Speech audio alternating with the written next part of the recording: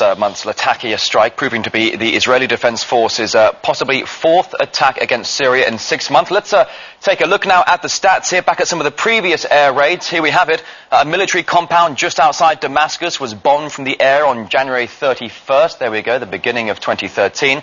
And a second similar operation reportedly happened on May the 3rd as well. Now that's when rockets struck a warehouse at Damascus International Airport, allegedly containing surface-to-air missiles. Now, just 2 days later, massive blasts were then described as earthquake-like. They shook the same military base that was targeted in January. On all occasions, the attacks were justified as operations to wipe out Iranian missiles bound for Hezbollah. But Middle East expert and historian Tariq Ali, he says Israel is looking to get square with Hezbollah by ultimately trying to choke the Syrian regime. Israel's motivation, as always, to show the Arabs, both inside Israel and outside, look, this is how tough we are. We can hit any target in the Middle East that we want, and no one can do anything about it. This is a country which is above the law, or considers itself above the law, and its United States masters and its European friends will do nothing to stop it. I have very little doubt that the Israelis informed the United States that they were going to attack Latakia. Hezbollah is like a Red Bull to the Israelis, and the Israelis haven't been able to wipe it out, though they've tried many a time.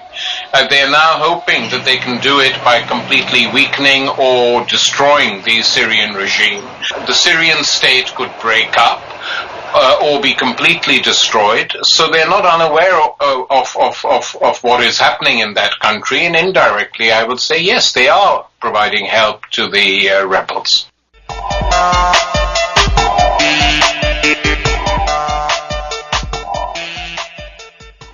Yeah, we'd like to welcome Johnny Achi from the Arab Americans for Syria with an update on what's going on in Syria. Just a note, on July 23rd, the New York Times had an article where the Chief of Staff, General Martin Dempsey, stated that the cost to U.S. tax dollars would be over $1 billion per month and with no end in sight, and would have a blowback upon the United States if they intervene in Syria. We'd like to welcome Johnny to Southern California. Johnny. Hello, Didan. Thanks for having me on the show again. Great. Can you kind of give us an update as well as Titus' question of Israel's provoking a war with Syria as a surrogate for the United States as well, and utilizing Turkey as a base for the assault, a Muslim country using the Zionist Israel as a base for an assault against another Muslim country? Excellent point. I think no one should be surprised, Didan, to hear that Israel and Turkey are collaborating together against the Syrians. If you remember back in March of this year, with the aim of tightening the front against Syria, President Obama traveled to Israel and brokered the quick rapprochement, if you want to call it, between the governments of Israel and Turkey. Okay, that had come only 2 days after NATO announced it had put together a contingency plan for military operations in Syria. But throughout, even when the relations were not so great or were publicly sour between the two countries, Ankara and Tel Aviv have maintained military and commercial ties. So it's not surprising to me today to see them. They both are aiding and abetting the terrorist rebels who are fighting in Syria. Both are training in Jordan and in Turkey, the northern and southern part of Syria, supporting these rebels. They have the same goal as taking down this secular regime in Syria. Now, you might wonder, why is Turkey doing this, being a Muslim country? Remember, the Turkey government today is a Muslim Brotherhood regime, Didan, and that should sum it up. The Muslim Brotherhood have made a deal with the imperialist West, including the U.S. and Israel, to one, never threaten Israel's national security, two, that never threaten the U.S. interest in the region. Moreover, it will not oppose of a pure Jewish state in the land of Palestine. All that versus them announcing an Islamic Khalifa in Syria. So now, who is in the way of these plans? The sovereign secular nation of Syria, which is combating today a war of terror against its people and against its cities. So, I don't see it very surprising. We've been seeing this for the last 2.5 years.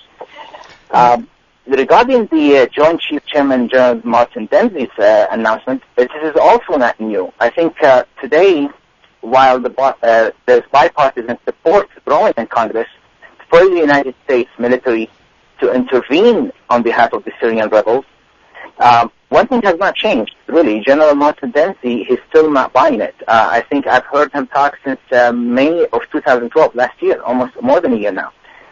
His point that he does not see a good outcome from adding U.S. might to the Syrian fight, and he's got a very good point. He really thinks that the U.S. military, to invade Syrian sovereign territory, first you have to probably destroy the anti-aircraft defense systems, which might trigger Russia to intervene. Also, any U.S. military intervention can drastically fuel more refugee floods out of the country. It will definitely spur anti-American outrage and likely kill more Syrians.